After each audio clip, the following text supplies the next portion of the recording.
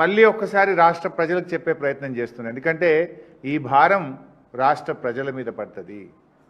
మీరు చేసే తప్పులు వచ్చే 25 ఏళ్ల పాటు ఈ రాష్ట్ర ప్రజలు మోయవలసి వస్తుంది. నువ్వు ఇవాళ ఉంటావు, రేపు పోతావు. నువ్వు పర్మనెంట్ కాదు. రాష్ట్రం పర్మనెంటు, ఈ రాష్ట్ర ప్రజలు పర్మనెంటు. నువ్వు చేసే అప్పు, నువ్వు చేసే తప్పుల భారం ఈ రాష్ట్ర ప్రజలు మోయవలసి వస్తుంది. నేను చెప్తున్నది డాక్యుమెంటల్ ఎవిడెన్స్తో చెప్తా ఉన్నా. మీరు ఆల్ పార్టీ మీటింగ్ పిలవండి, నేను వచ్చి ప్రూవ్ చేస్తా. చర్చకు రండి, లేదా మీరు పిలిస్తే నేను వస్తా. ఆధారాలతో సహా నేను రుజువు చేయడానికి సిద్ధం. నేను సొల్లు మాట్లాడతలేను, సూటిగా మాట్లాడుతున్నా. మీలాగా అన్ఫిట్ ఫర్ పాలిటిక్స్ అని వేక్ కామెంట్స్ అసలే చేయను. ఎందుకు ఈ మాట అంటున్నంటే, ఎలా రాష్ట్ర విభజన చట్టంలో భాగంగా ఆనాడు పార్లమెంటు, కేంద్ర ప్రభుత్వము తెలంగాణకు 4000 మెగావాట్ల డెడికేటెడ్ పవర్ ప్లాంట్ కట్టి ఇవ్వాలని చట్టం చేసింది. దాని ప్రకారం ఎన్టీపీసీ 4000 మెగావాట్లతో ప్లాంట్ నిర్మించింది. ఆనాడు బీఆర్ఎస్ ప్రభుత్వం ఉన్నప్పుడు 1600 మెగావాట్ల ఉత్పత్తి వస్తే బీఆర్ఎస్ అగ్రిమెంట్ చేసుకున్నది, 1600 తీసుకున్నది. కాంగ్రెస్ ప్రభుత్వం వచ్చిన తర్వాత ఎన్టీపీసీ మరో 2400 మెగావాట్ల విద్యుత్ ఉత్పత్తి తయారవుతుంది, దయచేసి మీరు పీపీఏ తీసుకోండి, కరెంటు తీసుకోండి అని ఎన్టీపీసీ మీకు ఉత్తరం రాసింది నిజమా కాదా చెప్పు. ఒక్కసారి కాదు 3 సార్లు ఎన్టీపీసీ ఉత్తరం రాసింది నిజమా అబద్ధమా సమాధానం చెప్పండి.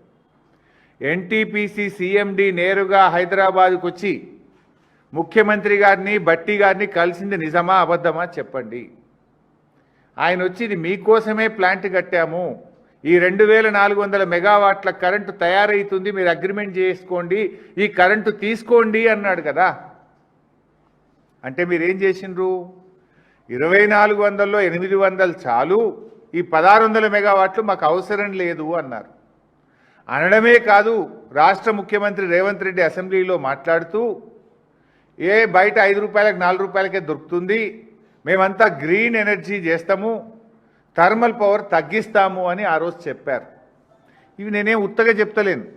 ఇది కాంగ్రెస్ ప్రభుత్వం అసెంబ్లీలో పెట్టినటువంటి తెలంగాణ స్టేట్ పవర్ సెక్టార్ మీద white paper on power sector. ఇది కాంగ్రెస్ ప్రభుత్వం అసెంబ్లీలో పెట్టిన డాక్యుమెంట్. ఇది శాసనసభకు చెప్పిన మాట.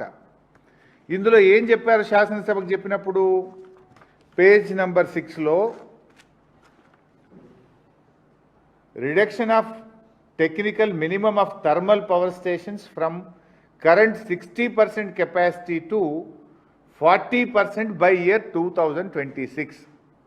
ఈనాడు థర్మల్ విద్యుత్ ఉత్పత్తి రాష్ట్రంలో 60% ఉంది, 2026 నాటికి 40% తగ్గించుకుంటాము అని మీ కాంగ్రెస్ ప్రభుత్వం, మీరు భట్టి విక్రమార్క గారే ఇది అసెంబ్లీలో పెట్టిన డాక్యుమెంట్.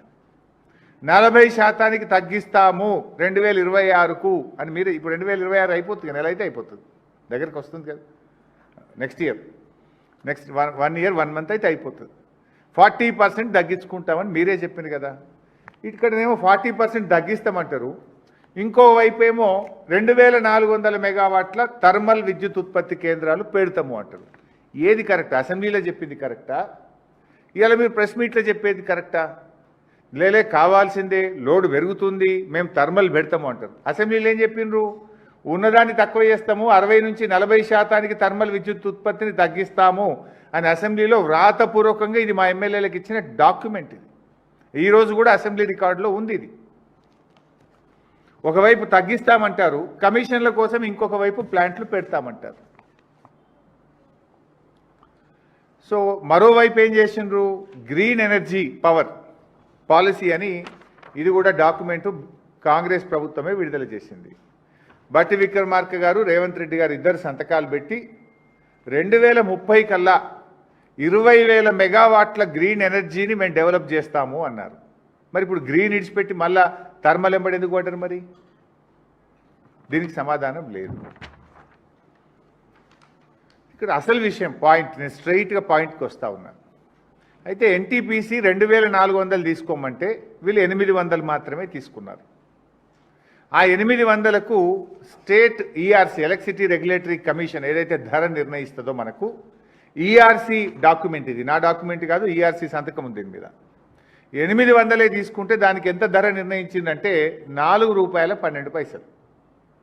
అంటే ఎన్టీపీసీ దగ్గర 800 మెగావాట్లు తీసుకుంటే ₹4.12 కాడికి 800 మెగావాట్లకు ఈఆర్సీ ఆర్డర్ పాస్ చేసింది.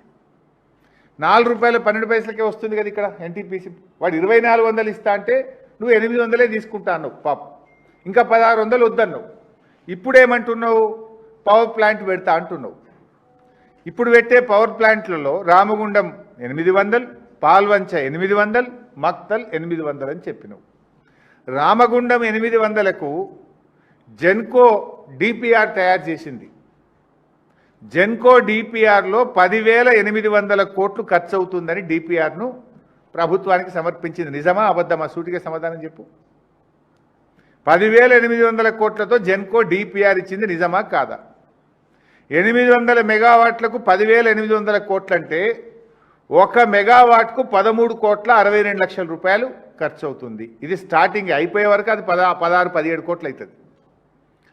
13,62,00,000 రూపాయలు 1 మెగావాట్కు ఖర్చు అవుతుంది. 1 యూనిట్ విద్యుత్ ఉత్పత్తి చేయడానికి ₹7.70 అవుతుందని చెప్పి లెక్క తేల్చింది జెన్కో. ₹7.70 per unit. మరి 10,880 కోట్లు కాస్త ఏమవుతుంది? పూర్తయ్యే వరకు 15,000 కోట్లు అవుతుంది. ఈ 15,000 కోట్లలో 25% జెన్కో రాష్ట్ర ప్రభుత్వం డబ్బులు పెట్టాలి, 75% అప్పులు తేవాలి. 15,000 కోట్లు ఒక రామగుండంకు, ఇంకో 15,000 పాల్వంచకు, ఇంకో 15,000 మక్తల్కు, 45,000 అవుతుందా?